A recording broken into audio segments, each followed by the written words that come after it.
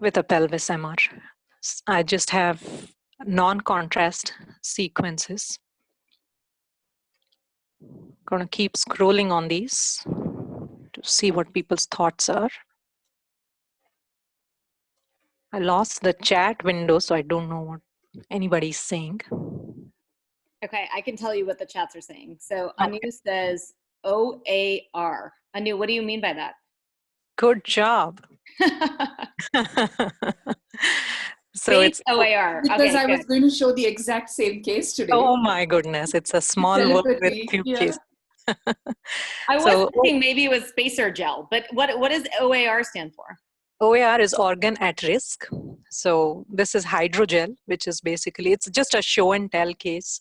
But I like it for the pitfall if you don't know history and if you interpret MRs without history.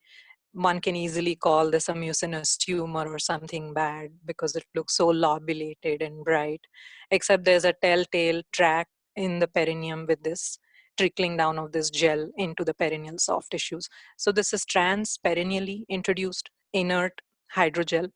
So they inject 5 to 10 cc's of this in patients with prostate cancer because the rectum is the organ at risk. That's what the OAR stands for.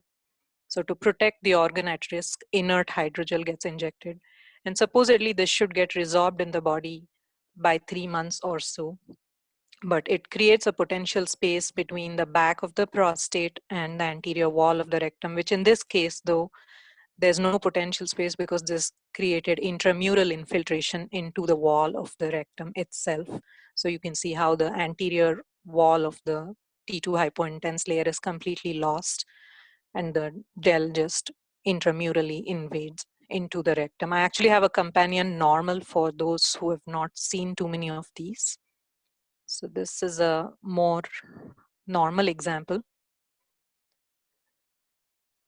So complications that have been described with this are infection, of course, anterior rectal intramural infiltration, ulcer formation along the anterior wall of the rectum if more than 10 to 15 cc's is injected just because of a pressure. So this is a much more normal example where you can see a preserved fat plane between the gel itself.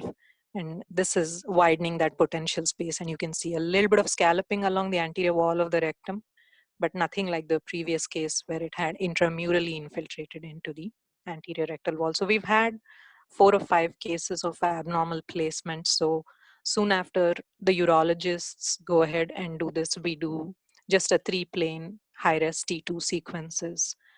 No contrast is needed. So if the gel is fine, it's fine. If not, we tell them what the complication is. So just Roopa, just something.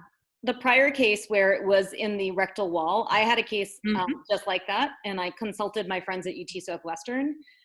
They said they had a lot of cases there, and they said that they've actually not had negative outcomes or effects from it being in the rectal wall itself. I think it's because it's inert and the body anyway absorbs it by 3 months or so, nothing happens. But surely I can imagine this can be a cause of discomfort and painful defecation or something like that. Unless it gets infected, I think most of these do okay because it's an inert gel.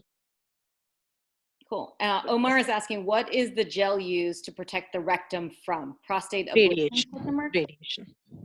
Radiation, yeah. Radiation. Exactly. Yeah, because they'll put beads to treat the prostate cancer and to prevent inadvertent radiation to the proctitis. And do you know how long it takes to be resorbed?